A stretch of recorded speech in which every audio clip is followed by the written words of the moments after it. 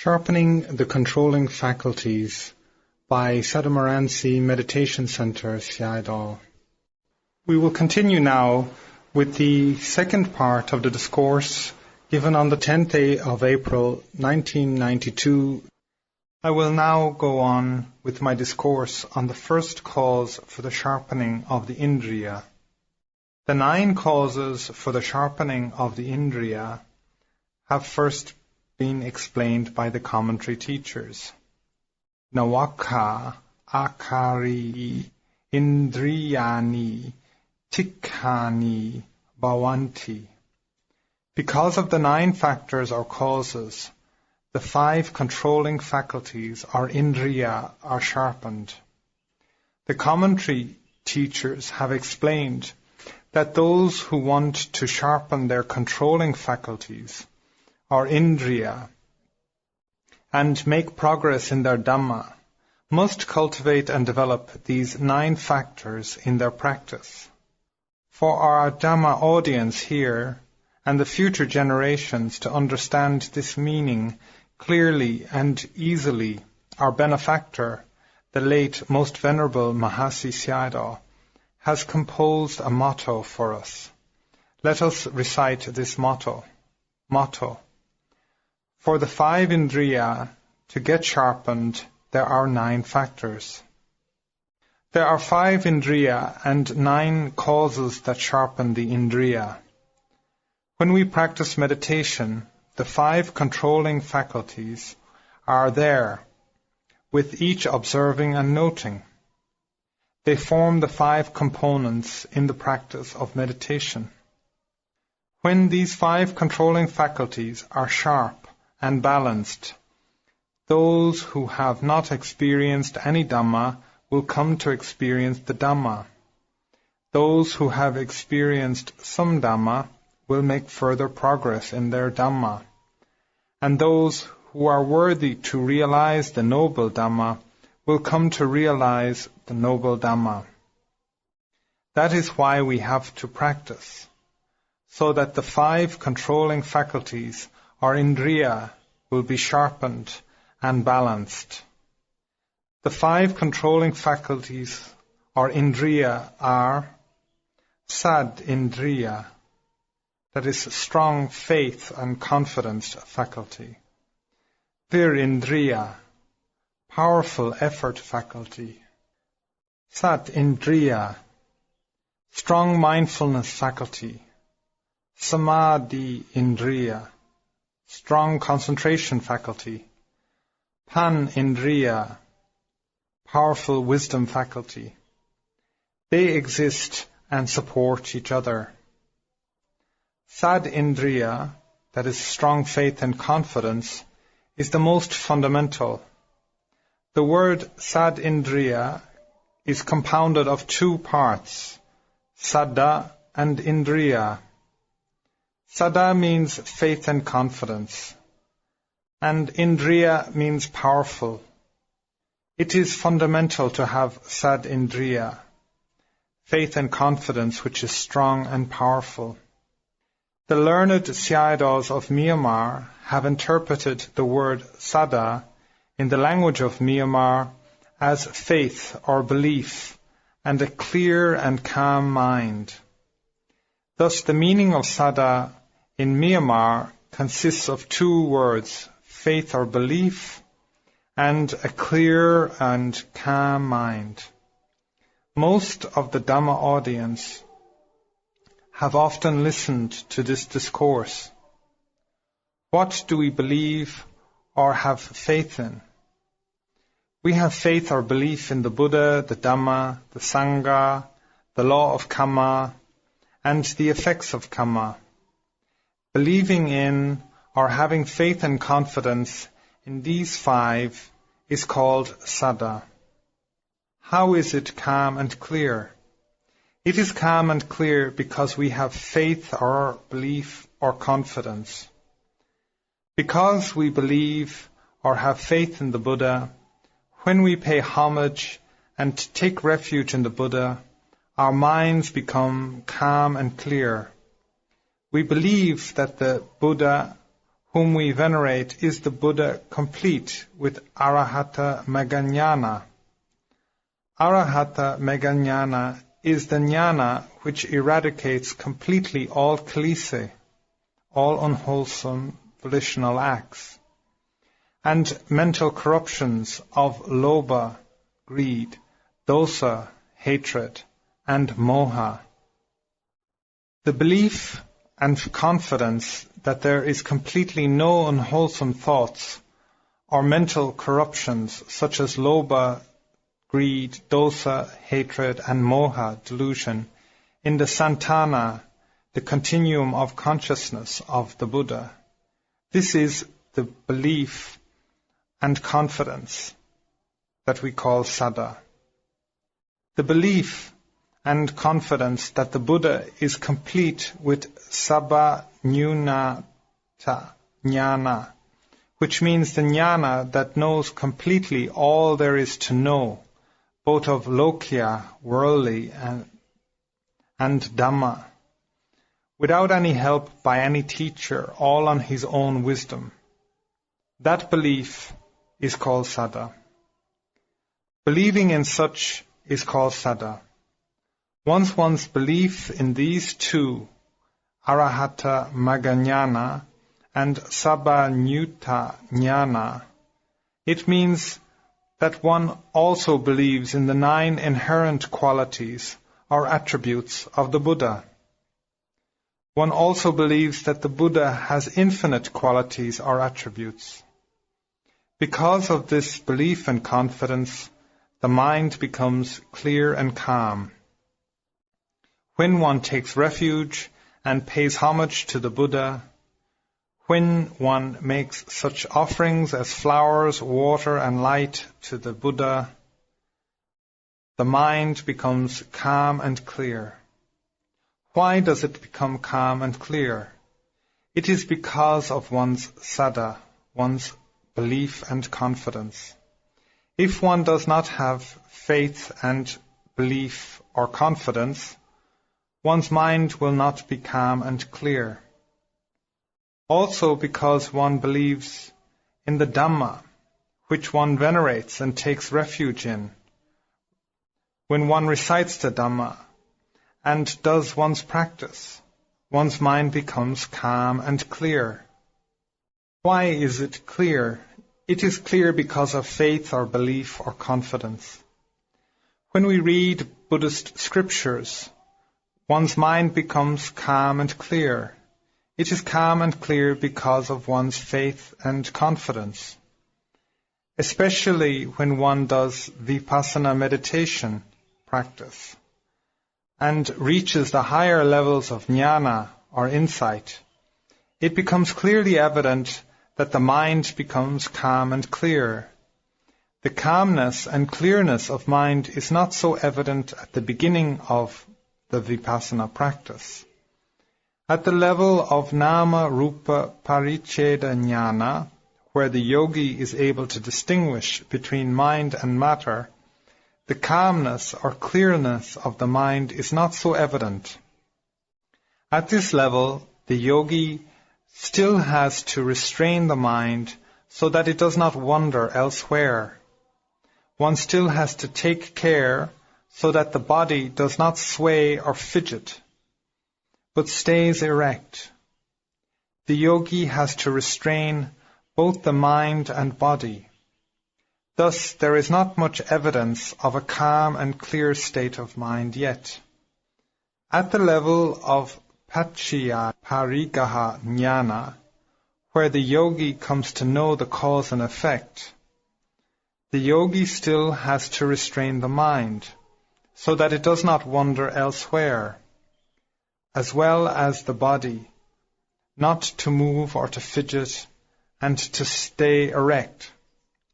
Thus the calmness and clear state of mind is also not evident yet.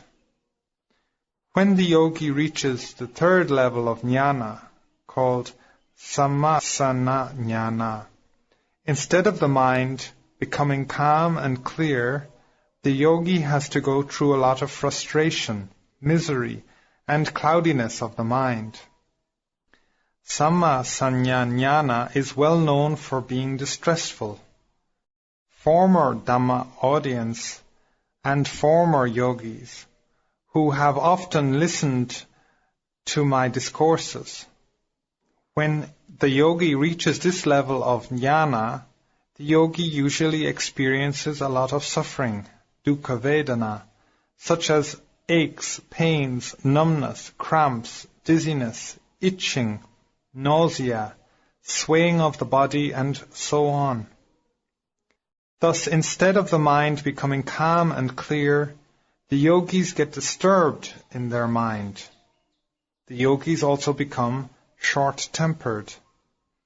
They are also suffering from unhappiness and the misery of the mind.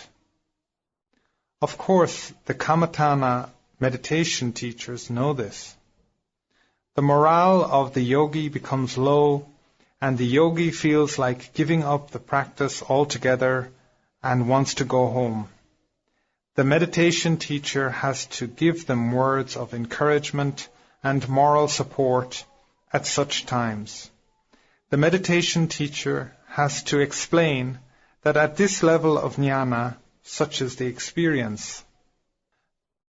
Though this jnana makes you feel wretched, as soon as you reach the next level of jnana, known as udayaya bhyaya jnana, insight knowledge of arising and passing away, you will be able to enjoy the peace and happiness of the practice. Some would be soothed by such encouragement. Some will not. They will become short-tempered and feel miserable. They would invariably retort, although the Venerable Sayadaw says it is good, I'm going to die from this suffering. It is not evident that the mind is calm and clear. Later, as the yogi goes on meditating respectfully, intensively, attentively, and continuously without a gap, following the instructions by the meditation teacher, the yogi will reach the next level of jnana, known as udaya bhyaya jnana, insight knowledge into the arising and passing away. At this level of jnana, the yogi feels kaya lahuta, chitta lahuta, light in body and mind, kaya mudita, chitta mudita, gentle in both body and mind, kaya kamanyata, chitta kamanyata, fitness in both body and mind, kaya pagunata, chitta pagunata, proficiency of both body and mind. There is the sense object and the observing and noting mind, and these seem to run automatically, concurrently. The yogi further experiences kaya sukha, chittasika sukha, blissful in both body and mind. There arises in the yogi vipassana piti, joy, and sukha, bliss, becoming very peaceful in body and mind. The yogi develops 5 kinds of piti, enjoying peace and happiness in both body and mind. At this stage, the calmness and clearness of mind becomes clearly evident. Sunyagaram pavitassa santa chittassa bhikkhuno amanusa irati hoti samma dhammam vipassato.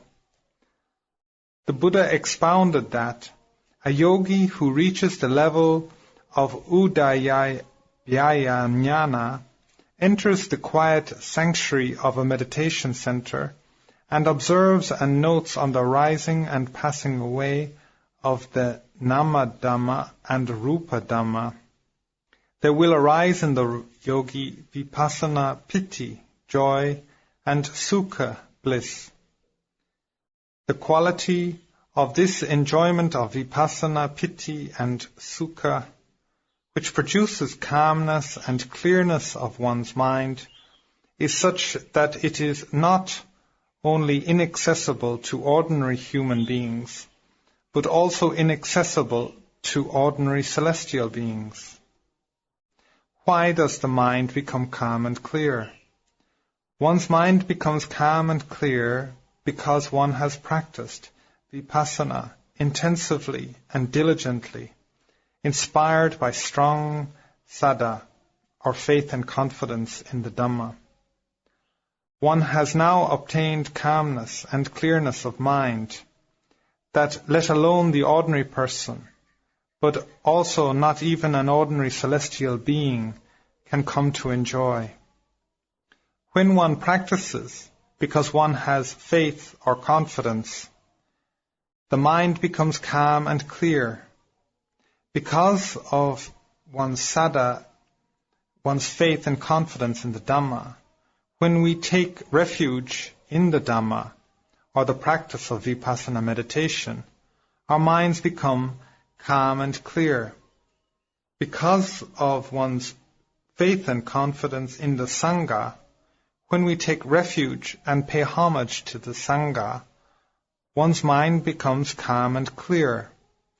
The Sangha that one is venerating is now descended from the Arya Sangha of the time of the Buddha, and are a lineage of those Arya Sangha.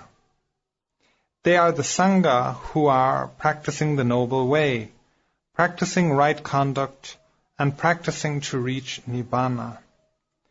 That Sangha practice so as to give rise for an unsurpassed field of merit for all human beings to sow and develop their own seeds of merit. When one believes in the virtues of the Sangha in this way, one takes refuge in the Sangha, and as a result, one's mind becomes calm and clear.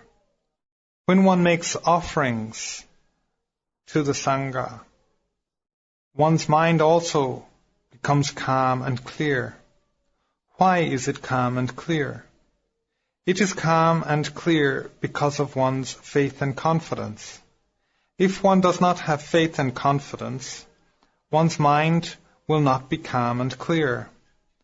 When a person in whom we do not have faith visits us, one's mind becomes disturbed, not calm and not clear, because of worrying. What trouble is this person going to give us? What is he or she going to do to us? The mind will get disturbed. The mind will not be clear and calm. If you do not have faith and confidence, your mind will not be clear and calm. Because of one's belief in the law of kamma, when one performs kusala kamma, wholesome acts such as meritorious deeds, our mind becomes calm and clear. Kusala kamma, or wholesome acts, is not something that can be seen by the naked eye or handled in any way. Nevertheless, the results of that kusala kamma, that wholesome act, is always with one in one's santana, one's continuum of consciousness. If it has not taken effect, it will be with you till the time of your last life before realizing Nibbana. This belief is called saddha. All the kusala kamma, the wholesome acts, become nama dhamma, mental phenomena. When you take or make dana, offerings of robes, meals, buildings for monasteries, medicine, and monetary donations, they are just material objects before the offering. They can be seen with one's own naked eye and handled. Because they are material in quality as such, they can also be destroyed by fire, flood, the governing authorities, thieves, robbers, and corrupt inheritors. After you have made such offerings of the 4 requisites and monetary donations as dana, they are left in the santana, the continuum of consciousness of the donor. Only the kusala chedana kamma, the results of these wholesome volitional acts. These kusala chedana kamma, results of these wholesome acts, volitional acts, are arupa dhatu, immaterial element, not rupa dhatu, arupa dhamma, material objects anymore. What kind of dhamma have they become? They have become nama dhamma. They cannot be seen by the naked eye. They cannot be handled. Belief in such is called saddha. When you believe that the results of the kama kusala, the wholesome volitional acts, which have not taken effect, will follow you as your personal property till the last life before realizing nibbana, doesn't one's mind become calm and clear when you do these kama kusala? Yes, it becomes calm and clear. The mind becomes calm and clear. It is because of one's belief and confidence that the mind becomes calm and clear. When you reflect on the effects of the kusala kamma, also, one's mind becomes calm and clear. When you believe that the effects of the kama kusala can be experienced in this life as well as in the 2nd and 3rd life to come, and so on, right until one's last life before realizing nibbana, and one reflects on these effects, doesn't one's mind become calm and clear? The mind becomes calm and clear because of one's belief. Such saddha is the fundamental basis. When practicing vipassana of the 5 indriya, saddha is the basic or fundamental factor. It is the best foundation. With the strengthening of Saddhammaramsi, Virya Indriya, the effort faculty or energy will be strengthened. Inspired with faith, one now has the courage and makes diligent effort, Virya. When practicing vipassana, faith in the Dhamma is the most fundamental. Belief that the Dhamma that one is practicing in, and that this practice on reaching maturity closes the doors to apaya and will close the doors to suffering and realize nibbana. This belief is saddha. What you call the belief or the faith or the confidence while practicing, rising, falling, sitting, touching, lifting, pushing forward, dropping, bending, stretching, taking, bringing, and so on. This practice reaches maturity, and the doors to apaya, the lower realms, will be closed, and nibbana realized. Sotapanna and so on may be attained. This belief is saddha. It is faith and confidence in the Dhamma. Such saddha is the most basic or fundamental. When one has such saddha, the belief or faith that the doors to apaya can be closed and nibbana realized, one's efforts, one's virya will become strong and diligent. When one has such faith, one is motivated to practice without resting or sleeping, because one believes or has confidence or faith that if one practices really hard in this way, one can realize nibbana and one can close the doors to apaya. Then one has the effort to practice really hard without sleeping or resting. On the other hand, if you are practicing only because others are doing so, one's practice becomes lax. The effort would be lax. As Saddindriya becomes strong, as the saddha that the doors to apaya can be closed in this very life, and that nibbana can be realized by observing and noting in this way, virindriya, the effort faculty, becomes strong, making one able to strive without rest. The effort faculty becomes really strong. Sat Indriya, mindfulness faculty. As virindriya, effort faculty, becomes strong, and one strives hard without rest, Sat Indriya, mindfulness faculty, will also become strong. As the effort, virya, becomes strong, mindfulness becomes strong. This means one is able to observe and note closely on each object as it arises. This is called sati, mindfulness. Only where virya is strong can sati observe and note closely. As sat indriya, mindfulness faculty, becomes strong, the observing and noting becomes strong and powerful. This gives result to samadhi indriya, calmness and concentration of mind.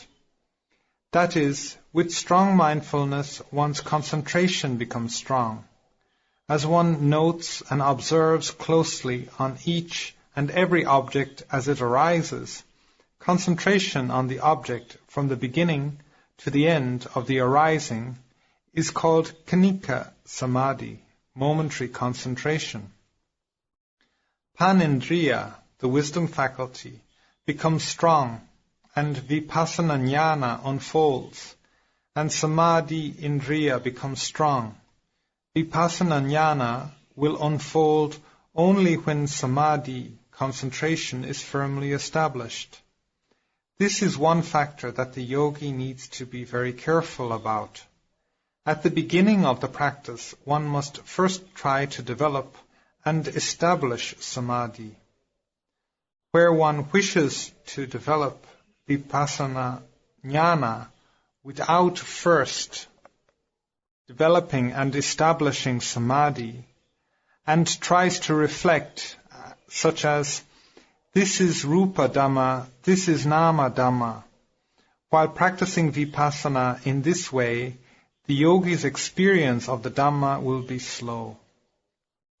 One needs to be especially careful about this. One must first try to develop and establish samadhi at the beginning. As samadhi develops and gets established, vipassana jnana unfolds by itself. That is why one must try to develop samadhi basically and mainly at the beginning.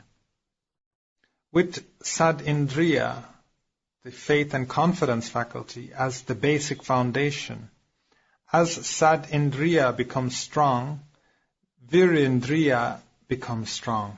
With strong sad indriya, one is inspired to make ardent and diligent effort in one's practice, resulting in the development of strong virindriya. As virindriya becomes strong, making an ardent and diligent effort in one's practice, sat indriya, mindfulness faculty, becomes strong. That is, one's mindfulness becomes more and more intense and uninterrupted. As sat indriya, mindfulness faculty, becomes strong in this way, samadhi indriya, concentration faculty, becomes strong. As samadhi indriya, calmness of mind or concentration, becomes strong and deep, panindriya, the wisdom faculty, becomes strong, and vipassana jnana unfolds. When the vipassana jnana becomes mature, the Dhamma audience would realize the noble Dhamma that they have been wishing for right from the stage where the doors to the apaya will be closed. My discourse on the 5 indriya, or controlling faculties, is now fairly complete. I will now try to explain to you the first of the 9 factors that sharpen these indriya, or controlling faculties. That is, inclining the mind towards the passing away. upanupananam sankharanam kayameva pasati. In the Santana, the continuum of consciousness of the Dhamma audience here, there are briefly two Dhamma, that is, Rupa Dhamma and Nama Dhamma. Although these two, the Rupa Dhamma and the Nama Dhamma, arise, then pass away or cease in a very fast manner, observing and noting with your noting mind, inclining towards this passing away or cessation, is one of the causes of the sharpening of the Indriya, the controlling faculties, and the subsequent progress of the Dhamma. Now let us recite a motto. Motto. The Rupa and Nama that have arisen, of their passing away we must surely observe and note. When we say, you must incline your mind towards the passing away in a very fast manner of the Rupa and Nama that have arisen, we do not mean that you have to observe and note their passing away as passing away, without having actually seen the passing away yet. If one observes and notes in this way, it will take a long time to experience the Dhamma.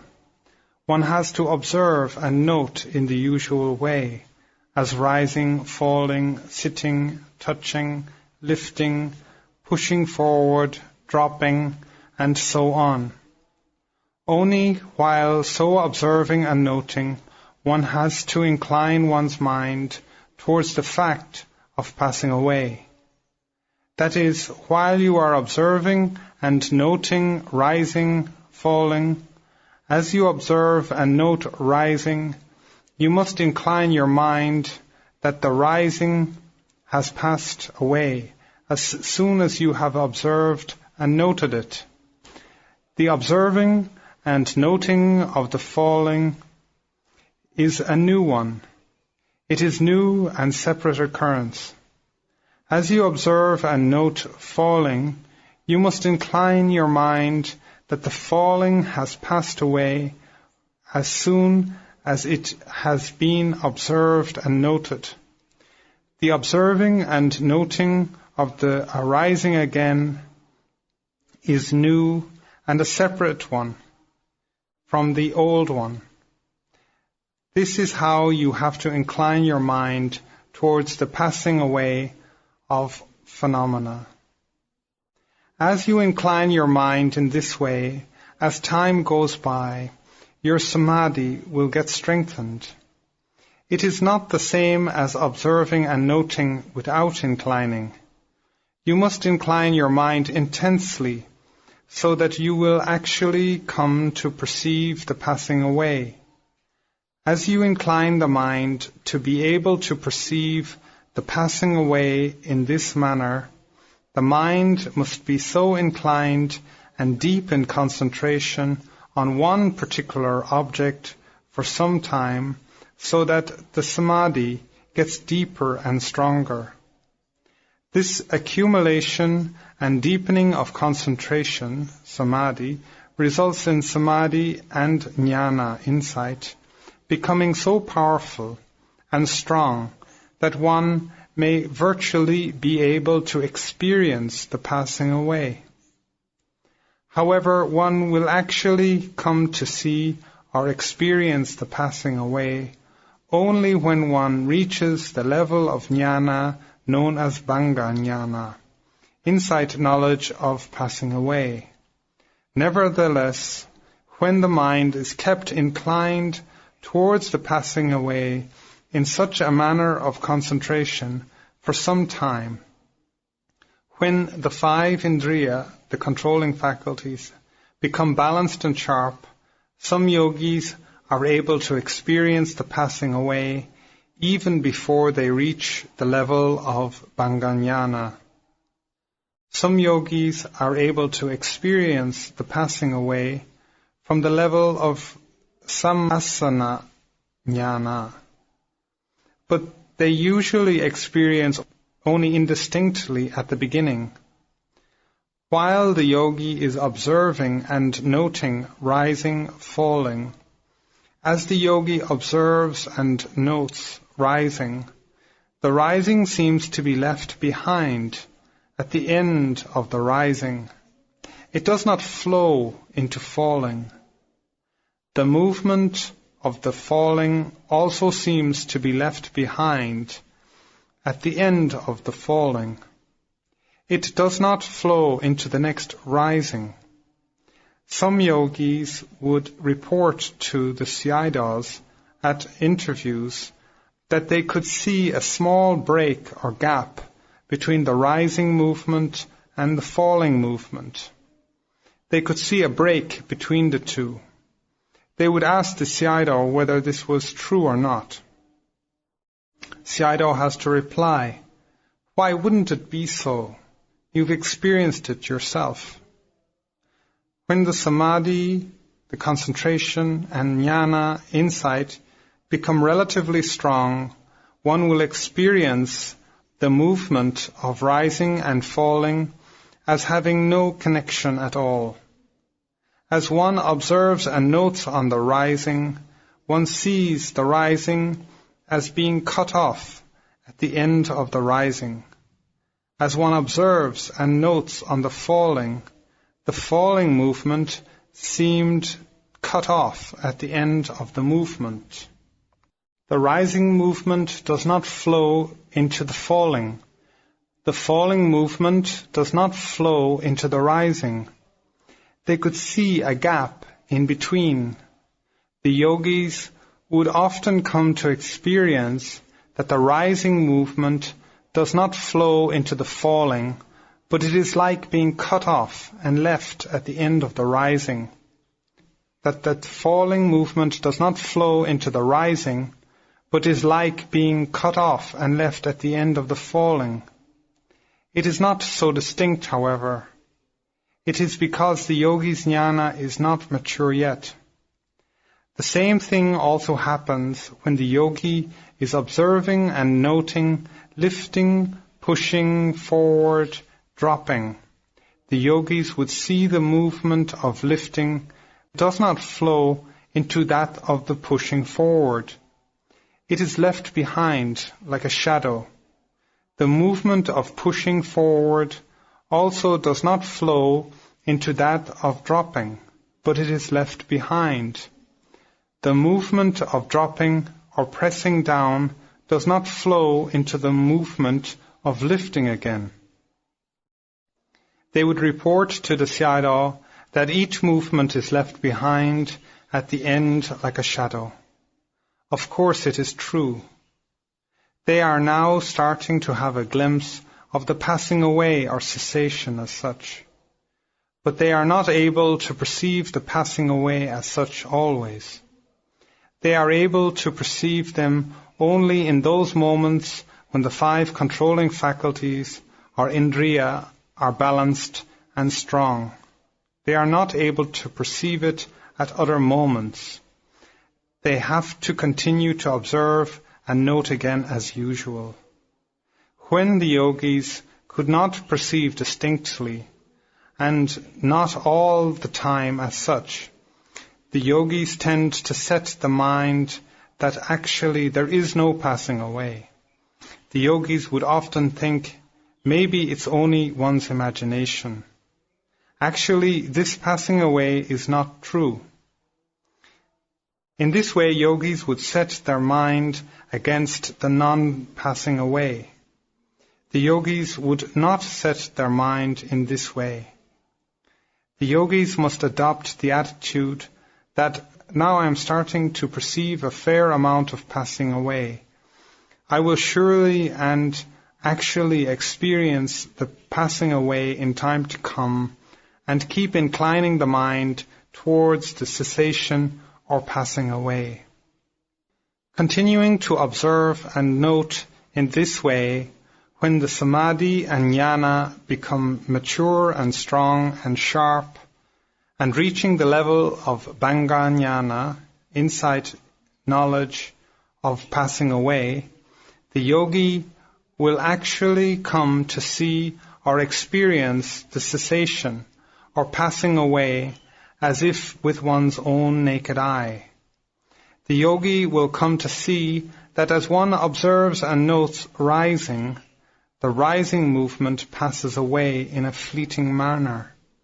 As the yogi observes and notes falling, the falling movement passes away in a fleeting manner. When one reaches the level of jnana called bhanga jnana, the yogi has reached what is called balavanta vipassana, a strong and powerful vipassana.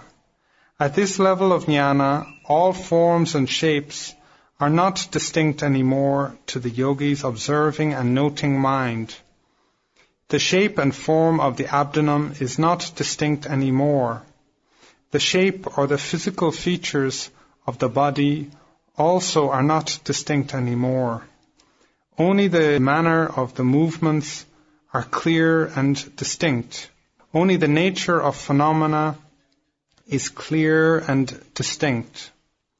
When one observes and notes rising, only the stiffness, pushing and tension are experienced to pass away in a fleeting manner. When one observes and notes falling, only the successive movements of the falling, the vibrations, are experienced to passing away in a fleeting manner.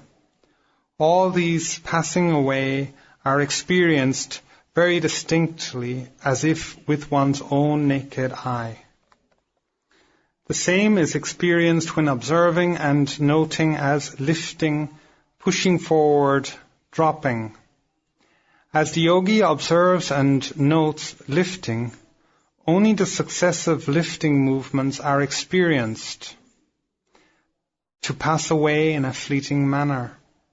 As the yogi observes and notes pushing forward, only the successive forward movement is seen to pass away in a fleeting manner.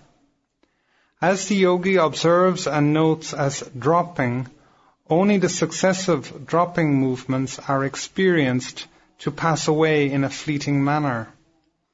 All these are experienced very clearly and distinctly as if with one's own naked eye. As one continues observing and noting in this way, and as one's samadhi and jnana get mature, sharp, and strong, not only the observing and noting objects pass away, but the observing and noting mind also passes away after the observing and noting object. As one observes and notes rising, the rising movement is perceived to pass away in a fleeting manner, and the observing and noting mind also passes away in a fleeting manner after that of the rising. As one observes and notes falling, the falling movement is experienced to pass away in a fleeting manner, and the observing and noting mind also passes away in a fleeting manner after that of the falling. One comes to know that the observing and noting object of the rising and falling Rupa Dhamma is impermanent, as well as the observing and noting mind. Impermanence is the English word. In Pali it is anicca. We have come to know this word anicca since young from our parents and teachers. We are perceiving it now in our own kanda. The commentary teachers are those who know and understand most of the wishes of the Buddha. Their explanations are mostly made from the discourses of the Buddha from the Pali texts. That is why their explanations may be taken as the same as those of the Buddha. We need to heed and follow their advice. The same is true as when we observe and note lifting, pushing forward, dropping. As we observe and note lifting, The movement of lifting is experienced to pass away in a fleeting manner, and also the observing and noting mind passes away in a fleeting manner. As one observes and notes pushing forward, one experiences the passing away in a fleeting manner of the forward movement, and also the observing and noting mind passing away in a fleeting manner. As one observes and notes dropping, one also experiences the passing away in a fleeting manner of the downward movement, and also the observing and noting mind passing away in a fleeting manner. You come to know then that the Rupa Dhamma of the movements of lifting, pushing forward and dropping are impermanent, and the observing and noting mind is also impermanent. Impermanence is the English word. It is in Pali called anicca. The swift and rapid successive passing away of these is like torture or suffering. The swift and rapid successive passing away of all phenomena is really like torture. The yogi would often report that having to follow, observe and note on all these rapid passings away is really very tiresome. It is suffering. It is suffering to have to follow, observe and note on this passing away in a very fast and fleeting manner. Suffering is known in the Pali as dukkha. The fast and fleeting passing away is like torture, all suffering. One cannot protect or ward off these tortures or sufferings. The passing away is just happening by itself according to its own will. It is uncontrollable. Uncontrollable is the English word. The Pali word is anatta. We have heard these since young, the words anicca, dukkha and anatta. We are now perceiving them in our very own khandha, our body. We are experiencing it in our own khandha. When one can experience this insight into anatta directly, vividly, thoroughly, and conclusively, the Dhamma audience will realize the peace and bliss of Nibbana. One will realize Nibbana when one has experienced the insight into these anicca, dukkha and anatta directly, vividly, thoroughly and conclusively. You will realize Nibbana that you have been aspiring for every time that you do kusala, meritorious deeds. It is basic and fundamental to experience anicca. If you are asked how to observe and note to experience this anicca, how will you answer? One must incline one's mind towards cessation or passing away of phenomena while observing and noting it. Yes, you have to incline your mind towards the cessation and passing away while observing and noting. You must incline your mind. Only when your mind is inclined will you mostly come to experience the passing away or cessation. If you do not incline your mind in this way and just simply observe and note, you will not be able to experience the cessation or passing away for a long time. When you observe and note so as to experience the passing away in this way and perceive the observing and noting object rising and falling, passing away, and the observing and noting mind also passing away, you think of them as impermanent. Impermanence is the true experience of anicca. You will also see our experience suffering, the true dukkha, and being uncontrollable, the true experience of anatta. Now let us recite a motto. Motto. Of the true characteristics, when one is experienced, all are comprehended.